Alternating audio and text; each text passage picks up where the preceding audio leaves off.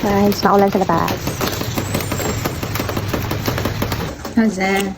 Guys, let's eat. May ako nga di apple cake and pineapple cake from Taiwan. Hindi nga pineapple cake na tilawan ko na. Kasi yun na, unang naman itong pagtilawan ang apple cake. Diba? Malasa ko ang pineapple cake. Pero, curious ako po sa apple. Kasi ko na akong agaro na madam, tilawan ko daw ang apple cake. Tapos, patisan ko yan. Tea, Chinese tea. So guys, good morning. What do you think? Nakakarigo na ako o waray pa? Nangugubya ako. Kaon kita. Oh, may topping siya na something. White. Cream. Pero adto nga pineapple, wala siyang toppings. See? Papadisan ko lang yahin. Tea kay matamis. Tapos no sugar. Kay waray nga ni tea, maulot ako kuan. Tonsillitis. Kay vanilla is may topping sa baw-baw. An apple cake.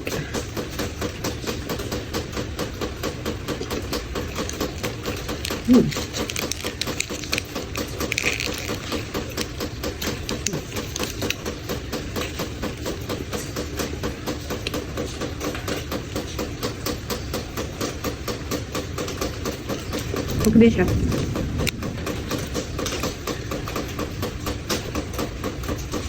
Oh, shook. Almusal ko. Dito lang to sa Singapore, ha?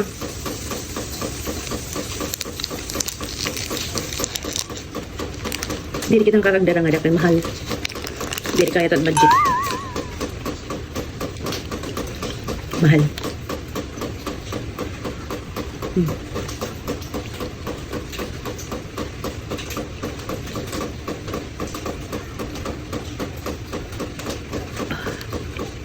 Kasi kaya kasi tamis nga na stay nga di akong tonsillitis. Akong tonsil pala. Yan nagkakakos yung tonsillitis. Ang buti ano-ano na ito. Kaya giniin lang ko dahil na yahin, Chinese tea.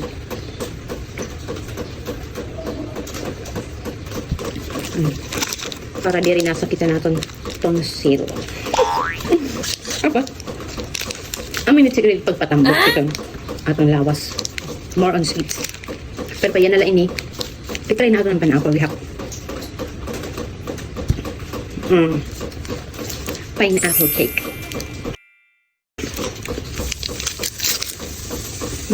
Diba? An apple cake may diya toppings.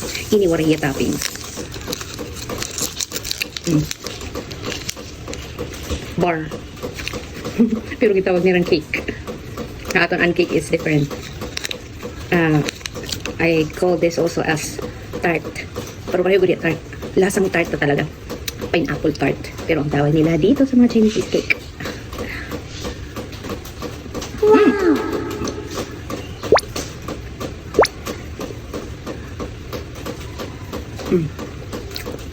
Ang gusto ko to kasi hindi siya masyadong matamis.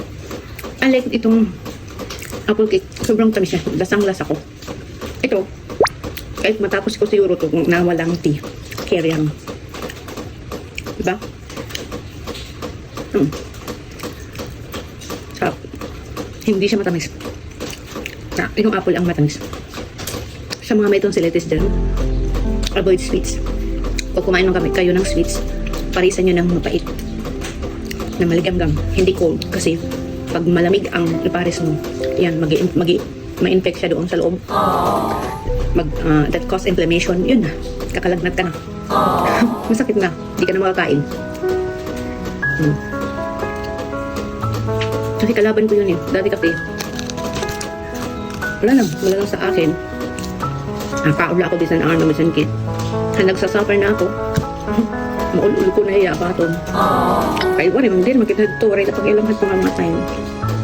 Baro bata pa kita ito. Ayan, lagas na ada. Kaula ko ito. Kaman ito. Nasasakit na ako. Nagkakaroon na ako ng pagna. Dahil sa information na niya.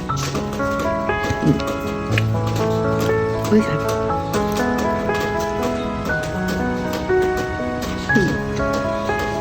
Matagal-tagal din ako itong gugutumin. Baka mga alas 2 ako kakain ito.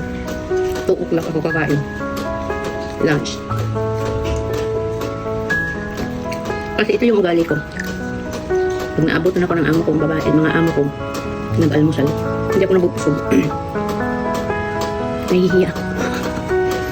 Kaya, minsan kung alanganin na ang oras, nandiyan na sila sa mesa, hindi muna ako nag-aalmusal. Papakisin ko muna sila bago ako mag-almusal. Sa sobrang daldal ko, muntik na akong matsok.